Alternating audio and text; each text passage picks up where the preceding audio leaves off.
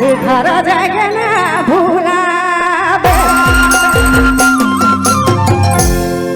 सही बात है भाई, एखन मंच में तो सब कोई देखा थे और गाना भी सुने थे, लेकिन घर जाए कि सब कोई हमके भुलाए दे, वही वाला गाना चला था।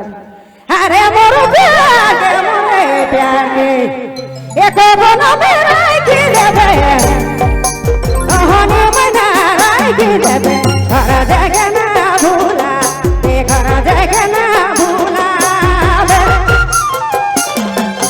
मोरे प्यार के एक बना मेरा की देबे कहानी सुना की देबे घर जाएगा ना भूला, घर जाएगा ना भूला।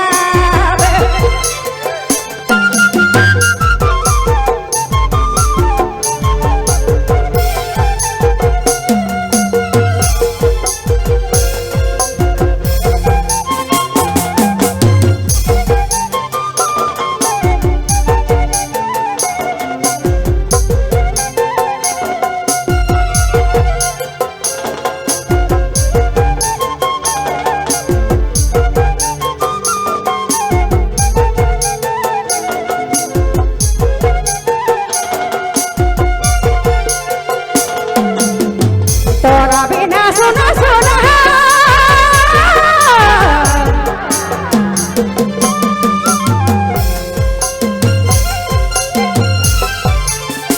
तोरा बिना सुना सुना फटा थान काला जासना ए फटा थान काला जासना घर जाएगा ना भूला, घर जाएगा ना भूला। मोरो प्यार